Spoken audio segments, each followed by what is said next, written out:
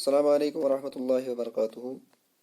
Class 11th Accounting kis yath classes man karo us az discuss ki accounting information hin users kam asan ch yemen is users of accounting information vanan ch और बे करो इस discuss branches of accounting इम अलाव परो इस यथी sections मन chapter 2 मुक गोडनुक हिस principles of accounting इम अलाव परो इस यथ टॉपिकस मन यथ क्लासस दौरान कि बेसिस ऑफ अकाउंटिंग क्या च आसान तमामन विवरण करो इस गुजारिश कि ये क्लास करन तम दोन सेक्शनन मज डिवाइड गोडनुक सेक्शन आस ये कि गोडन करन तम पनुन first chapter complete first chapter च तिहुन कंप्लीट गसान with the end of branches of accounting तम पत यु सेकंड टॉपिक स्टार्ट गस तम खतर करन तम दुइमे फिर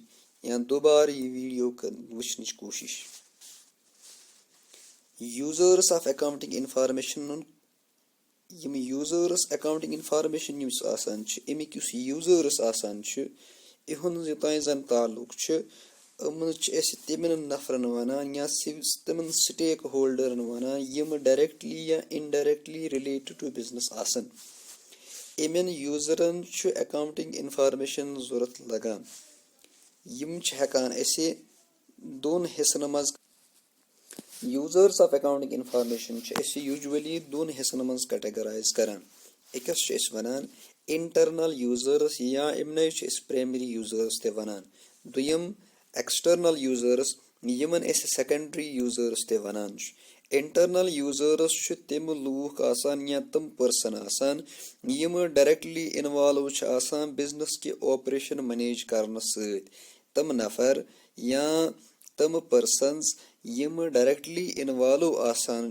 बिजनेस चलावनस मज बिजनेस मैनेज करनस मज इमन लूकन वनान अम हसा internal users of accounting information आसान अत मज यूजुअली त्रे पार्टी यवान गोडनिच कैटेगरी मज मैनेजमेंट दुयम कैटेगरी मज एम्प्लॉइज आसान और त्रीम कैटेगरी मज ओनर्स आसान इमन इंटरनल यूजरन हमेशा इंफॉर्मेशन अम खतर जरूरत आसान ताकि इम वुचन ऑपरेशन हज परफॉर्मेंस और कित पट करन अम कोशिश पन परफॉर्मेंस बढ़ावनस मज मैनेजमेंट युस आसान इमस ऑर्गेनाइजेशन हज परफॉर्मेंस तो पोजिशन वुचन खतर अकाउंटिंग इंफॉर्मेशन जरूरत आसान बेय अम खतर आसान अकाउंटिंग इंफॉर्मेशन जरूरत कि अम तुलन अप्रोप्रिएट मेजर्स ताकि रिजल्ट यम तम गसन इम्प्रूव यूजुअली मैनेजमेंटस अकाउंटिंग इंफॉर्मेशन त्रेन अहम चीजन हिंद खतर जरूरत लगान एकस वनान प्लानिंग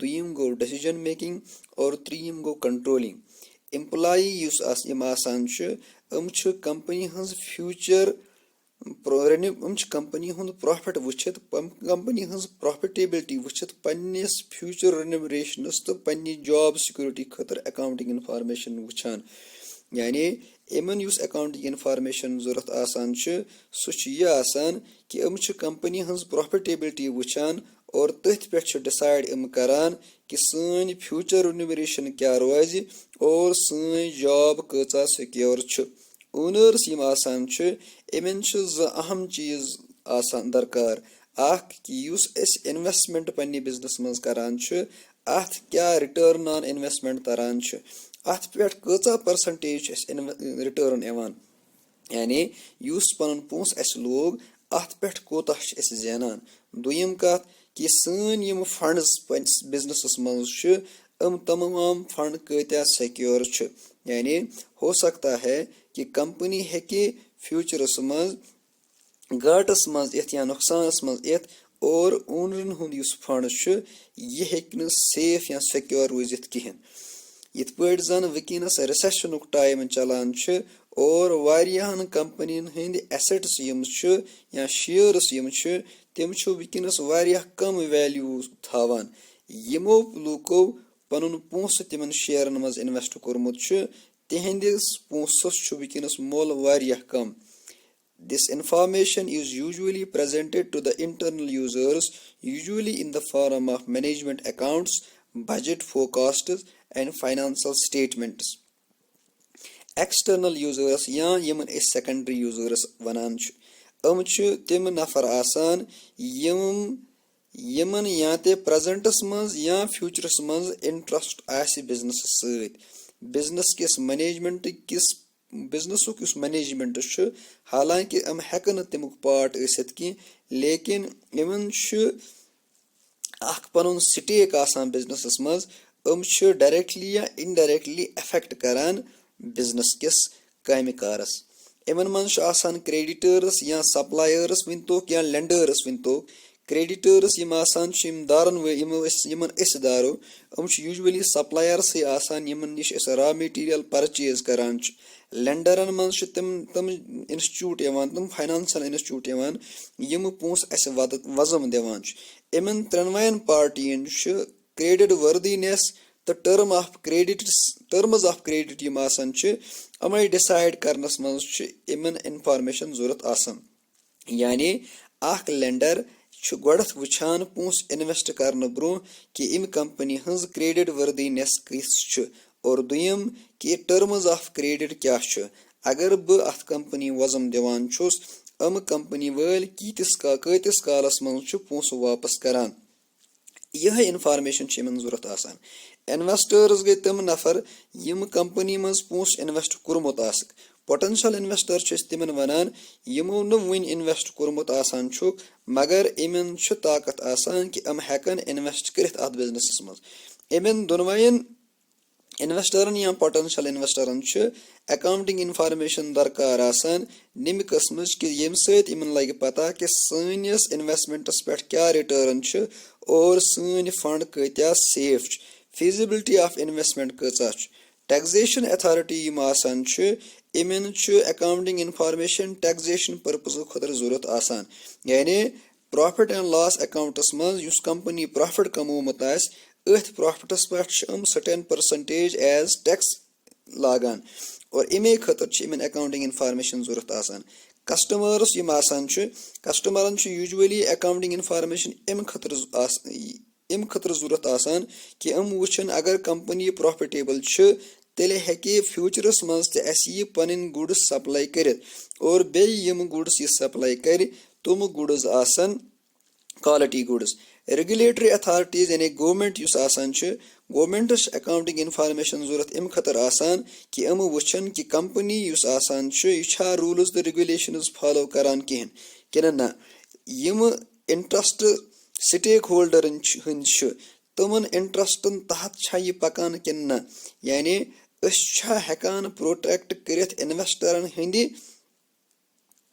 हुकूक यम इन्वेस्टरन हंद इंटरेस्ट अत कंपनी मज कंपनी कचा तिमन हंस कदर करान और कंपनी कचा तिमन हंस पासदारी करान अम अलाव हेके गवर्नमेंट कुन सात यत वनान कि फाइनेंशियल सपोर्ट तो कंपनियन करित कि अगर गवर्नमेंट कुन जाय वुच कि कह सेक्टर ऑफ बिजनेस वारिया कमजोर गसान अत सेक्टर ऑफ बिजनेस खतर हेके गवर्नमेंट कुन सात रेमेडीज दित ताकि यह फाइनेंशियल सेक्टर या यह सेक्टर वबद बे तो योतान वोन कि इंटरनल यूजर्स कम आसान और इमन किम कस्म अकाउंटिंग इन्फॉर्मेशन दरकार आसान और एक्सटर्नल यूजर्स कम आसान इमन कमी कस्म अकाउंटिंग इन्फॉर्मेशन जरूरत आसान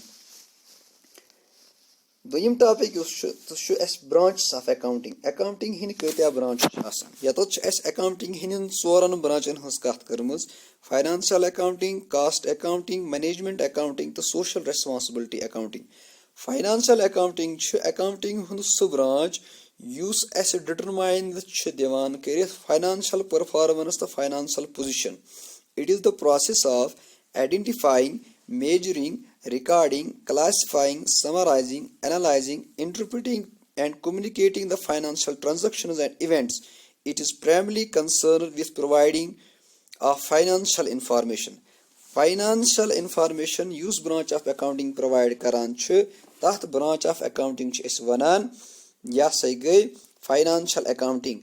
At financial accounting man's final accounts prepare karan और तम final accounts कंपनी हंस फाइनेंशियल पोजिशन या कंपनी हंस फाइनेंशियल परफॉर्मेंस हावान تمیُک مطلب گوٚو سُہ برانچ آف اکاونٹنگ یُس فاینانشلی اَسہِ پٔرفارمنس تہٕ پوزِشن ہایہِ اِن ٹٔرمٕز آف فاینانس تَتھ برانچ آف اکاونٹس چھِ أسۍ وَنان یہِ ہسا چھُ فاینانشل اکاونٹنگ. کاسٹ اکاونٹنگ چھُ اکاونٹنگ ہُنٛد سُہ پارٹ یا اکاونٹنگ ہُنٛد سُہ برانچ یُس کاسٹ کنٹرولنگ سۭتۍ وابستہٕ آسہِ یُس کاسٹ ڈِٹرمنیشن تہٕ کاسٹ کنٹرولنگ سۭتۍ وابستہٕ آسہِ یُس أسۍ چیٖز پروکیور کران چھِ یا یُس أسۍ چیٖز پروڈیوس کران چھِ امیُک کاسٹ کیاہ روٗد اور امیُک کاسٹ کِتھ پٲٹھۍ ہٮ۪کو أسۍ کنٹرول کٔرِتھ اتھ سۭتۍ یُس وابستہٕ برانچ آف اکاونٹنگ چھِ تتھ چھِ أسۍ وَنان یہِ ہسا چھُ کاسٹ اکاونٹنگ. پارٹ اور branch of accounting which is concerned with the process of accounting and controlling the cost of units procured or services rendered. It also estimates the cost in advance and helps the management in exercising the strict control over cost. Management accounting. This is that branch of accounting that is concerned with decision making process of management. It uses various techniques and concepts to make accounting data more useful for managerial decision making. سُہ branch of accounting یُس managements decision making process منٛز assist کران چھُ تتھ branch of managements چھِ أسۍ وَنان تتھ برانچ آف اکاونٹنگ چھِ أسۍ وَنان مینیجمنٹ اکاونٹنگ. مینیجمنٹ اکاونٹنگ منٛز چھُ کینٛہہ ٹیکنیٖکس تہٕ ٹوٗلز آسان یِم مینیجمنٹس ڈیسیجن میکِنگ پروسیس منٛز مدد کران چھِ. Social responsibility accounting. سوسایٹی ہٕنٛدِ خٲطرٕ یِم تہِ ایکٹیویٹیٖز أسۍ رینڈر کران چھِ یِم سوشل ریسپانسبلٹی کیٹگری منٛز یِوان چھُ کہِ یتھ سوسایٹی منٛز أسۍ بِزنس کران چھِ اتھ سوسایٹی ہٕنٛدِ خدمت خٲطرٕ یِم أسۍ ایکٹیویٹی کران چھِ تِمن چھِ أسۍ سوشل ریسپانسبلٹی ایکٹیویٹیٖز ونان. سوشل ریسپانسبلٹی ایکٹیویٹین ہُنٛد حساب کِتاب تھاونہٕ خٲطرٕ یُس برانچ آف اکاونٹنگ أسۍ بناوان چھِ یا یُس branch of accounting social responsibility ایکٹیویٹین ہٕنٛز اکاونٹنگ کران چھِ تتھ برانچ آف اکاونٹنگ چھِ أسۍ وَنان یہِ ہسا گٔے social responsibility accounting. Branch of accounting which is concerned with the process of identification, measuring and communicating the contribution made by the business to the society. Now coming to the qualitative characteristics of accounting information. Qualitative characteristic of accounting information چھِ أسۍ تِمن اٹرِبیوٗٹن وَنان یا تِمن کیریکٹرسٹکن وَنان یِم accounting information reliable, relevant, understandable تہٕ comparable بناوان چھِ. There are 4 important qualitative characteristics of accounting information. The first and the foremost is accounting information should be reliable. Information should be one which the users can rely upon. It should be verifiable, factual and neutral. The second qualitative characteristic of accounting information is that the accounting information should be relevant. Information provided should be relevant to the needs and requirements of the users that can make a difference in decision making. تٔتھۍ information ہٮ۪کو أسۍ ؤنِتھ کہِ یہِ چھِ ریلِوینٹ information آسان یُس کٲنٛسہِ تہِ یوٗزر سٕنٛزِ ڈیسیجن میکِنگ پروسیس پٮ۪ٹھ انفلنس کرِ. اتھ چھِ أسۍ میٹیریل انفارمیشن تہِ ونان. ترٛیٚیِم امپارٹنٹ کیریکٹرسٹک چھُ انڈرسٹینڈیبلٹی یعنی یُس تہِ اکاونٹنگ انفارمیشن أسۍ پرووایڈ کرو اتھ اکاونٹنگ انفارمیشن گژھِ انڈرسٹینڈیبلٹی ہُنٛد characteristic آسُن. We should able to understand it easily. The fourth is comparability. It should help us to make comparison. 4 important qualitative characteristics گژھن accounting information منٛز آسٕنۍ تیٚلہِ ہٮ۪کو أسۍ ؤنِتھ کہِ accounting information چھِ reliable, relevant, understandable تہٕ comparable آسان. Now this makes the end of chapter 1st of accounting. Now coming to the chapter 2nd of the accounting, that is theory base of accounting, in which we will study about various principles of accounting. What does we mean by theory base of accounting? Theory base of accounting چھِ أسۍ وَنان تِمن روٗلن, تِمن ریگولیشنن, تِمن ٹیکنیٖکن, تِمن پاسٹولیٹن, تِمن ڈاکٹراینن یِم اَسہِ پریکٹیکل اکاونٹنگ کرنس منٛز مدد دِوان چھِ. یِم اَسہِ وَنان چھِ کہِ پریکٹِکلی کِتھ پٲٹھۍ کٔرِو تُہۍ اکاونٹنگ. پریکٹیکل اکاونٹنگ کرنہٕ خٲطرٕ یُس بیس بنان چھُ سُہ بیس تتھ بیس چھِ أسۍ وَنان کہِ یہِ ہسا چھُ theory base of accounting. Rules, regulations, techniques, principles that form the base for practical accounting is known as theory base of accounting. Accounting statements disclose the profitability and solvency of the business to the various parties. It is therefore necessary that such statements should be prepared according to some standard language and set of rules. जो भी accounting information हम provide करते हैं वो users की decision making process को influence करते हैं, इसलिए इस लिहाज से जो भी अकाउंटिंग इंफॉर्मेशन हम प्रोवाइड करते हैं वो एक स्टैंडर्ड लैंग्वेज के तहत होने चाहिए और वो एक स्टैंडर्ड रूल्स के एतबार से होनी चाहिए। यानी जो इंफॉर्मेशन हम प्रोवाइड करते हैं उस इंफॉर्मेशन के बनाने में या उस इंफॉर्मेशन के गैदर करने में हमने certain rules and regulations follow करने किए होंगे, तब जाके इस इंफॉर्मेशन को हम रिलायबल इंफॉर्मेशन कह सकते हैं। These rules are generally called the generally accepted accounting principles or gaps. जो रूल्स एंड रेगुलेशंस हम अकाउंटिंग करने में फॉलो करते हैं इनको हम जनरली एक्सेप्टेड अकाउंटिंग प्रिंसिपल्स या गैप्स कहते हैं। GAAPs, generally accepted accounting principles, may be defined as those rules of action or conduct which are derived from experience and practice, and when they prove useful they become accepted as principles of accounting. जो भी rules and regulations techniques या actions या conducts बहुत सालों से चले आ रहे हैं और वो प्रूव हो गए, साबित हो गए कि ये यूजफुल हैं, इन्हीं रूल्स एंड रेगुलेशंस को हमने फिर अकाउंटिंग के प्रिंसिपल्स करार दिए। अकाउंटिंग प्रिंसिपल्स जो हैं वो बहुत सारे नामों के साथ जाने जाते हैं। इनको हम accounting assumptions, accounting conventions, accounting concepts, doctrines और पोस्टुलेट्स भी कहते हैं। यहाँ पढ़ने की खातिर और डिस्कशन के खातिर हम इन तमाम चीज़ों को इग्नोर करेंगे और सिर्फ अकाउंटिंग प्रिंसिपल्स ही इन सब को कहेंगे। For the sake of discussion, we will treat them all as principles. Now, the first and the foremost principle of accounting is business entity concept. یُس یہِ business entity concept چھُ یہِ چھُ سٹیٹ کران کہ بزنس چھُ الگ اور اونر چھُ الگ۔ بزنسس چھُ اکھ پنٕنۍ پوزیشن آسان، بزنس چھُ اکھ پنٕنۍ ڈسٹنکٹ انٹیٹی آسان اور اونر چھُ سیپریٹ آسان امہِ نِش۔ اونر چھُ اکھ الگ انٹیٹی اور بزنس چھُ اکھ الگ انٹیٹی، اس لیے اکاؤنٹنگ ہٕنٛدِ پرپز خٲطرٕ اکاؤنٹنٹن پزِ ڈفرنس کرٕنۍ اونر سٕنٛزن بزنس ٹرانزیکشنن تہٕ بزنس ٹرانزیکشنن، اونر سٕنٛدٮ۪ن ایسٹن تہٕ بزنس ایسٹن منٛز پزِ اَسہِ فرق کرٕنۍ اور اَسہِ پزِ یہِ زانُن کہِ اونر سٕنٛز لایبلٹی تہٕ بزنس لایبلٹی چھِ الگ۔ یعنی اَسہِ پزِ یِمن دۄن درمیان اکھ وال کھڑا کرُن، اکھ دیوار کھڑا کرُن کہِ اونر یُس آسان چھُ اونر چھُ پانس الگ اور بزنس چھُ اونرس نِش بالکل الگ انٹیٹی اکھ۔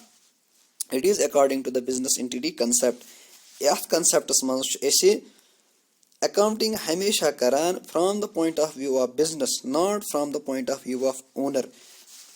أتھۍ کنسپٹس تحت چھِ أسۍ ونان کہ پراپریٹر یُس آسان چھُ یا یُس ہسا کیپٹل پرووایڈر آسان چھُ یِم بزنس سٹارٹ کٔرمٕژ آسان چھِ، أمۍ سٕنٛز یُس اِکوِٹی آسان چھِ بزنسس منٛز یا أمۍ سُنٛد یُس کیپٹل بزنسس منٛز آسان چھُ یہِ چھِ أسۍ ٹریٖٹ کران as a liability. This concept is almost applicable to all types of business organization, whether sole proprietorship, partnership, joint stock company, Hindu or undivided family, or any other form of business organization. Due to this concept, the capital is treated as liability and withdrawals of the owners are treated as drawings. इस इमे concept की वजह से چھُ أسۍ owner سُنٛد دیُتمُت capital liability treat کران اور اگر اونر کُنہِ ساتہٕ پونٛسہٕ بزنس منٛز کڑان چھُ یہِ چھِ أسۍ ٹریٖٹ کران ڈرایِنگ۔ بزنس انٹیٹی کنسپٹُک کرکس اگر أسۍ بیٚیہِ ونو کہِ یہِ چھُ ونان کہِ بزنس ہسا چھِ اکھ الگ انٹیٹی اور اونر ہسا چھِ اکھ الگ انٹیٹی۔ اسہِ ہسا پزِ ڈفرنس کرٕنۍ بزنس کٮ۪ن ٹرانزیکشنن اونر سٕنٛدۍ ٹرانزیکشنن نِش۔ اسہِ ہسا پزِ بزنسٕچ انکم الگ ہاوٕنۍ اور اونر سٕنٛز پنٕنۍ پٔرسنل انکم الگ ہاوٕنۍ۔ اسہِ ہسا پزِ بزنس چہِ ایسٹس لایبلٹیز الگ ہاوٕنۍ اور اونر سٕنٛدۍ ایسٹس لایبلٹیز الگ ریکارڈ کرٕنۍ۔ The second important concept is that is known as money measurement concept. accounting چھُ ہمیشہ تمے ٹرانزیکشن رِکارڈ کران یِمن ٹرانزیکشنن أسۍ monetary value دِتھ ہٮ۪کو. According to this concept, only those transactions are recorded in accounting that can be measured in terms of money. Only quantitative aspects of an event are recorded. In other words, the information which can't be expressed in terms of money is not included in accounting records. Since money is the medium of exchange and the standard of economic value, this concept requires that those transactions alone that are capable of being expressed or measured in terms of money only are recorded in the books of accounts. یُس یہِ concept چھُ یہِ concept چھُ اَسہِ یہِ تربیت دِوان کہِ خٲلی تِمے ٹرانزیکشن چھِ تۄہہِ رِکارڈ کَرٕنۍ بِزنس بُکس آف اکاونٹن منٛز یِمن ٹرانزیکشنن کانٛہہ مونیٹری ویلیو تُہۍ دِتھ ہیٚکِو. یِم ٹرانزیکشنن کانٛہہ مونیٹری ویلیو تُہۍ دِتھ ہیٚکِو نہٕ کینٛہہ تِمن ٹرانزیکشنن چھنہٕ بُکس آف اکاونٹن منٛز کانٛہہ تہِ جاے. یہِ چھُ اکھ ڈِس ایڈوینٹیج تہِ اکاونٹنگ ہُنٛد کہِ یہِ چھُ کالٹیٹِو آسپیکٹس اِگنور کران اور کانٹِٹیٹِو آسپیکٹس چھُ یہِ رِکارڈ کران پننہِ بِزنسس منٛز. ترٛیِم اِمپارٹنٹ کنسپٹ یُس چھُ یہِ چھُ گویِنگ کنسٲرن کنسپٹ ؤنۍتوس یا گویِنگ کنسٲرن پرنسپل ؤنۍتوس.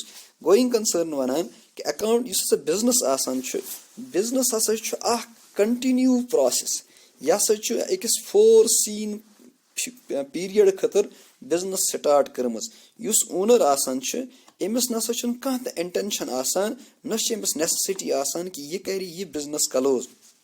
یعنی تیٚلہِ ونو أسۍ کہِ گویِنگ کنسٲرن کنسپٹ کہِ اعتبار چھُ بِزنس اکھ کنٹِنیوس پروسیس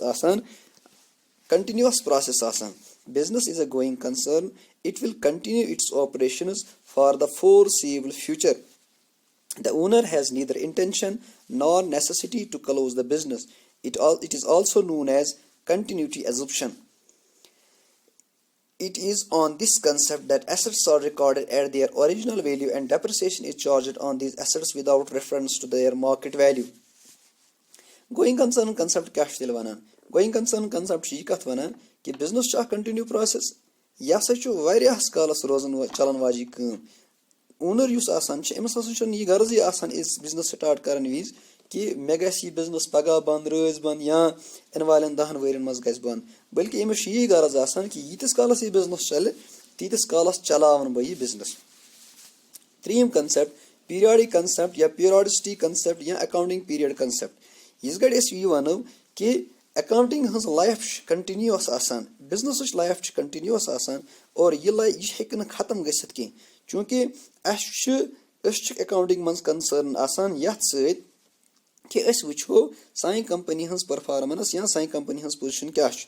ییٖتِس کالس نہٕ أسۍ بِزنس کلوز کرو کینٛہہ اور کلوز کٔرِتھ أسۍ ڈِٹرماین کرو نہٕ کینٛہہ یتھ پیٖریڈس دوران اَسہِ بِزنس کٔر اَمہِ پیٖریڈٕچ پٔرفارمنس کیٛاہ چھُ تیٖتِس کالس ہٮ۪کو نہٕ أسۍ پٔرفارمنس ڈِٹرماین کٔرِتھ کینٛہہ. چوٗنکہِ یُس گویِنگ کنسٲرن کنسپٹ ونان چھُ کہِ چوٗنکہِ بِزنس چھُنہٕ بنٛد گژھن واجیٚنۍ کینٛہہ اس لیے ہٮ۪کو نہٕ أسۍ تیٚلہِ ڈِٹرماین کٔرِتھ ویلیوٗ آف بِزنس کینٛہہ یا پٔرفارمنس تہٕ پُزِشن ہٮ۪کو نہٕ أسۍ ڈِٹرماین کٔرِتھ کینٛہہ. اَمہِ خٲطرٕ چھِ تور پیٖریاڈِک کنسپٹ. أسۍ چھِ ونان یُس ہسا یہِ لانگ لایف آف بِزنس چھُ یہِ ہسا پزِ اَسہِ لۄکٕٹۍ لۄکٕٹۍ پیٖریڈن منٛز ڈِوایڈ کرٕنۍ یِمن پیٖریڈن أسۍ اکاونٹنگ یِیٲرٕس ونان چھِ تاکہِ یِمن پیٖریڈن یا یِمن اکاونٹنگ یِیرن سۭتۍ رِلیٹِڈ ہٮ۪کو أسۍ ڈِٹرماین کٔرِتھ کہِ اتھ ؤریس دوران یا اتھ اکاونٹنگ پیٖریڈس دوران یا اتھ پیٖریڈس دوران کیٛاہ روٗز سٲنۍ پٔرفارمنس تہٕ سٲنۍ پُزِشن. پیٖریاڈِک کنسپٹ کیٛاہ ونان چھُ تیٚلہِ کہِ یُس ہسا یہِ لانگ لایف آف بِزنس چھُ یہِ ہسا پزِ اَسہِ ڈِوایڈ کرٕنۍ لۄکٹٮ۪ن لۄکٹٮ۪ن پیٖریڈن منٛز. آرٹِفِشلی کرو أسۍ یہِ ڈِوایڈ لۄکٹٮ۪ن لۄکٹٮ۪ن حِصن منٛز تاکہِ أسۍ ہٮ۪کو یِمن حِصن ہٕنٛز پٔرفارمنس تہٕ یِمن حِصن ہٕنٛز پُزِشن ڈِٹرماین کٔرِتھ. As per going concern concept an indefinite life of the entity is assumed, so the economic life of the business is artificially split into periodic intervals which are known as accounting periods. At the end of each accounting period, an income statement and position statement is prepared to show the performance and position related to that accounting period. The cost concept or historical cost concept. According to this concept, the assets of the firm are recorded on their acquisition cost. The value of asset is determined on the basis of historical cost. Acquisition cost is the basis of valuation of the asset in the financial statements. It is highly objective and free from all biases. Historical cost concept ونان چھِ کہِ اَسہِ پزن assets ہمیشہ book values پٮ۪ٹھ ہاوٕنۍ. یُس یِمن historical cost چھُ أتھۍ ہسٹورِکل کاسٹ کِس بُنیادس پٮ۪ٹھ یا کاسٹ آف ایکوزِشن یُس آسان چھُ أتھۍ کاسٹ آف ایکوزِشن کِس بُنیادس پٮ۪ٹھ پزن اَسہِ ایسٹس پننِس بِزنسس منٛز رِکارڈ کرٕنۍ. یہِ کنسپٹ چھُ اَسہِ وَنان کہِ how you are going to record your assets in your business. اَمہِ خٲطرٕ چھُ آنسر یہِ کنسپٹ چھُ وَنان کہِ تُہنٛدۍ ایسٹس ہسا گژھن رِکارڈ ہمیشہ بُک ویلیوٗوس پٮ۪ٹھ. ڈِول آسپیکٹ کنسپٹ. ایکاونٹنگ یُس آسان چھُ ایکاونٹنگ منٛز یِم تہِ ٹرانزیکشن گژھان چھِ یِمن چھِ زٕ آسپیکٹ آسان یِمن چھِ زٕ ایفیکٹ آسان اور یہِ کنسپٹ وَنان چھِ کہِ یِم تہِ زٕ ایفیکٹ ایکاونٹنگ ٹرانزیکشن آسان چھِ بِزنس ٹرانزیکشن آسان چھِ ایکاونٹنگ ہسا پزن دۄنوے کنسپٹ دۄنوے ایفیکٹ رِکارڈ کرٕنۍ. Duality concept as the name itself indicates it says that an accounting and business transaction is having two-fold aspects and accounting should record both the aspects. As the name suggests, duality deals with double effect. This concept provides the basis for recording all business transactions in the books of accounts. Therefore, it is regarded as one of the basic principles of accounting. Every transaction is having two-fold effect and accounting should record both the aspects. It means, in other words, every business transaction affects at least two accounts. If one account is debited, another account must be credited. अगर एक transaction के दो aspect हैं और दो effect हैं, accounting को दोनों इफेक्ट जो हैं वो रिकॉर्ड करने होंगे. ये एक कंसेप्ट है, बेसिक प्रिंसिपल है जिसकी बुनियाद पर हम पूरी अकाउंटिंग करते हैं. Revenue recognisation concept. यह रेवेन्यू रिकॉग्नाइजेशन कंसेप्ट यह ऐसे दोन सवालन जवाब वनान. अख कि रेवेन्यू क्या गो, दोयम रेवेन्यू कर रिकॉग्नाइज गसान. इमन दोनवेन सवालन यह जवाब वनान. रेवेन्यू ऐसे तथ ग्रॉस इनफ्लोस वनान या सेलन वनान या टर्नओवरस वनान. सह पोस या तम ट्रेड रिसीवेबल यम अस अराइज गई from main operations of the business. युस सेल करान यम मेन ऑपरेशन करान इमो मेन ऑपरेशन पे पोस इवान अथ पोसस रेवेन्यू वनान. और यह रेवेन्यू कर रिकॉग्नाइज करान. रेवेन्यू रिकॉग्नाइज करने मतलब गो कि रेवेन्यू कर फाइनेंशियल स्टेटमेंटन मज हावान.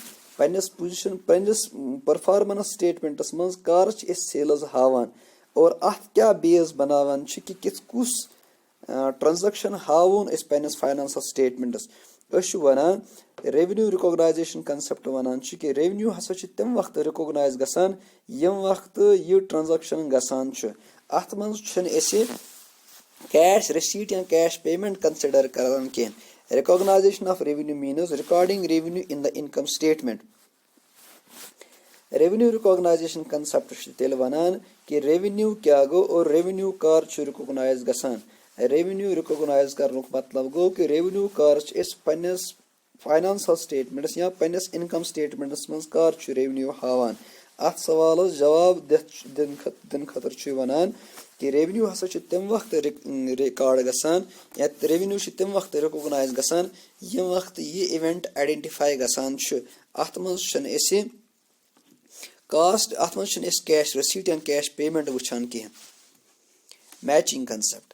मैचिंग कंसेप्ट जन ताल्लुक मैचिंग कंसेप्ट वनान कि अस हसा पजन एक वरियुक रेवेन्यू कंपेयर करुन अमि वरियचन एक्सपेंसन सत ताकि अस हेको डिटरमाइन करित कि अस प्रॉफिट किन अस loss. The matching principle facilitates to ascertain the amount of profit or loss incurred in a particular period by deducting the related expenses from the revenue recognized during the period. A revenue of a particular period should be matched with the expenses of the period so that we can ascertain the profit or loss of the particular period. Accrual concept. This concept is used for recording of transactions. Revenue and expenses are recognized on mercantile basis, that is when they occur and are recorded and reported in the financial statement of the period in which they relate. In other words, transactions are recorded on the basis of happening of an event and not on the basis of receipt or payment of cash. Accrual concept वनान यह जवाब दिवान कि revenue कर recognise गसान कत बुनियादस पे accounting मज transaction record करान. अमि answers मज accrual concept वनान कि revenue युस आसान छ यह सच इस recognize करा mercantile basis पे यानी इस गड़ अख transaction गई इम बावजूद कि इम transaction cash रुटा एस या cash कुरा एस पे ये न वुशित तेश इस transaction record करान यानी अगर cash रुटमुत छु तो इस transaction record करान अगर cash न रुटमुत छु तो ये transaction ऐसे record करान accrual base युस आस accrual concept छु broken पकित accrual base of accounting बनान यानी ये छु base of accounting बनान यथ मज एस accounting यथ मज एस books of account मज transaction record करान छु on the basis of happening of event and not on the basis of receipt or payment of cash. Now, convention of full disclosure. This is also known as principle of full disclosure. This principle states that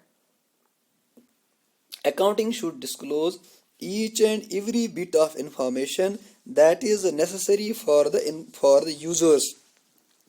The principle requires that all significant information related to the economic affairs of the enterprise should be completely disclosed. There should be a sufficient disclosure of information which is of material interest to the users of financial statements. This principle is so important that the Companies Act make an ample provision for the disclosure of essential information in the financial statements of the company. Materiality concept. Materiality concept is a bit opposite to the full disclosure concept. It states that only that piece of information should be disclosed which is in material in nature. Now, what does material information means? Material information means that information that is having the capacity to influence the decision making process of a user.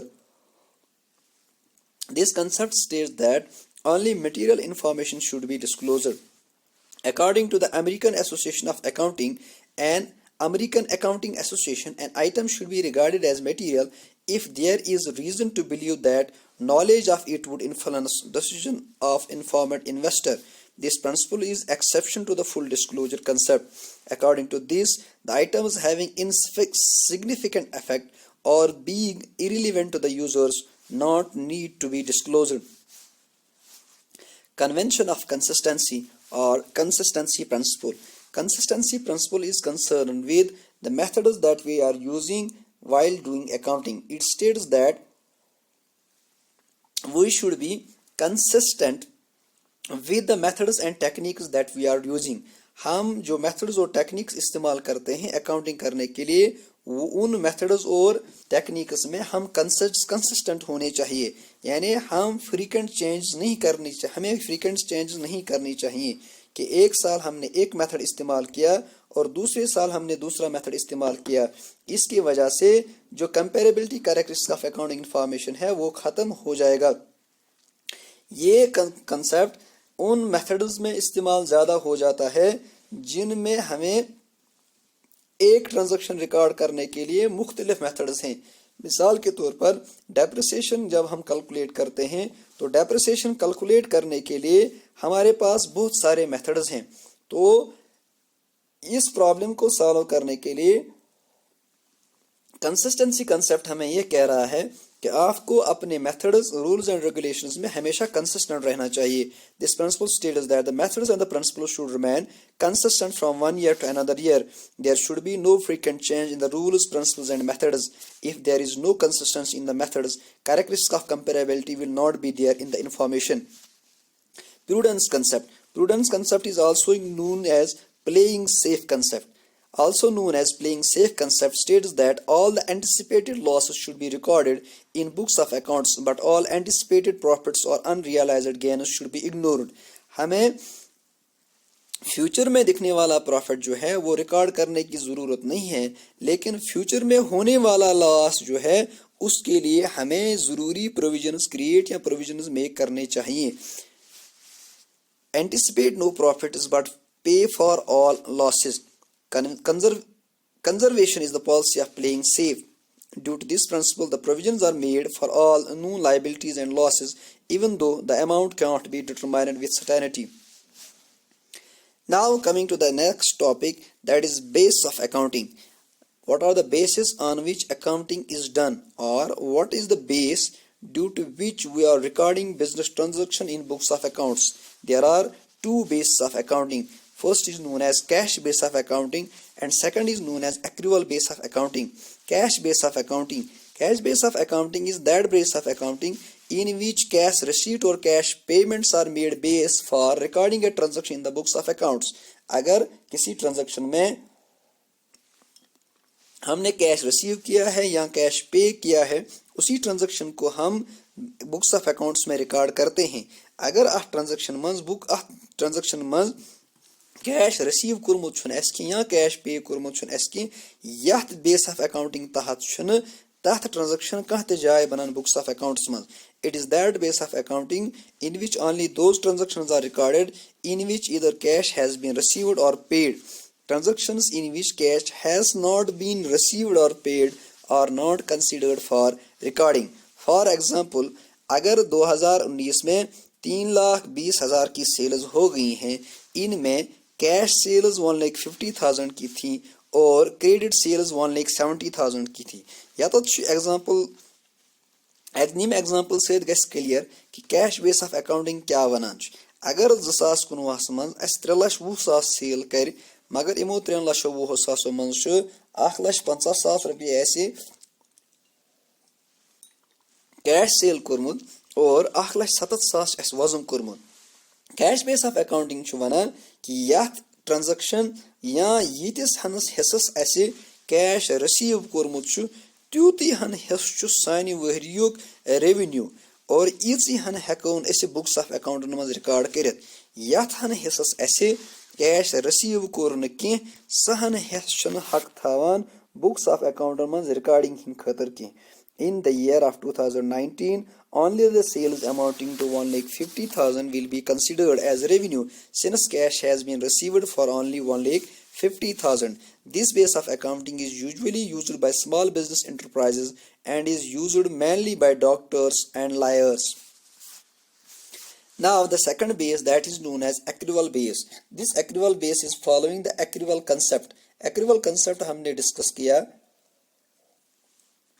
Accrual concept यह वनान कि transaction record गसान on the basis of their happening या वनान mercantile base कि अख event गो, अथ events मज अस कैश रिसीव कोरा या कैश पे कोरा, यह नजर अंदाज कर तोत इस ट्रांजैक्शन रिकॉर्ड करान. The base of accounting in which only happening of an event is considered as the base of recording of the transaction. Accounting base in which transactions are recorded on the basis of happening of an event and not on the basis of receipt or payment of cash. For example, if in 2019 we have the sales of 3,20,000, among which 1,50,000 is cash sale and 1,70,000 are credit sales. In the year 2019, the sales amounted to 3,20,000 will be considered as a receipt as revenue despite the cash has been received for only 1,50,000. Accrual concept मज cash receipt या cash payment इस base बनावन की, बल्कि अख event गो या अख transaction गई identify, यह बेस बनान कि कैश कुरा, यह बनान बेस कि यह करोन इस बुक्स ऑफ अकाउंट मज record. This base of accounting is used in almost all forms of business organization and business enterprises. युतान युस यह long discussion अस कोर, अथ long discussions करो अस थोड़ा रिविजन कि अस पोर what are the users of accounting information, what are the branches of accounting information, what are the qualitative characteristics of accounting information. इमो त्रेयो टॉपिक सत गो chapter first complete. अम पत chapter second अख हिस्स ते पोर अस यथ लेक्चरस दौरान. अथ मज पोर अस कि theory base of accounting क्या गई और जनरली एक्सेप्टेड अकाउंटिंग प्रिंसिपल्स कम आसान, अकाउंटिंग प्रिंसिपल्स कम गई, अकाउंटिंग प्रिंसिपल्स कत्या और कह अकाउंटिंग प्रिंसिपल्स पर यथ मज. तम पत पोर कि बेस ऑफ अकाउंटिंग क्या गई, कत बुनियादस पे ट्रांजैक्शन रिकॉर्ड करा in the books of accounts. अत मज वोन तय there are two base of accounting, that is cash base and accrual base. युस यह दुयम चैप्टर अत मज रूद अस वो कह टॉपिक डिस्कस करें। मिसाल के तौर पर अस रूद परने अकाउंटिंग स्टैंडर्ड्स क्या गई और दुयम अस रूद परने सिस्टम ऑफ अकाउंटिंग क्या रूद। अम पत करो अस इंशाअल्लाह चैप्टर नंबर 3 परनच कोशिश यथ मज अस अकाउंटिंग इक्वेशन परो। योतान जन यम जो टॉपिक इन दोन टॉपिकन 10 मार्क्स और 10 मार्क्स इन सवाल एग्जाम्स मज प्रश्न यवान। अगर कंस ते योतान यह टॉपिकस मज कन्फ्यूजन आए सह हेकि कंटैक्ट चाहे फोन जरिए कर या व्हाट्सएप थ्रू कर और तस कन्फ्यूजन क्लियर करने करो इंशाअल्लाह कोशिश। बाकी शुक्रिया। अस्सलाम वालेकुम।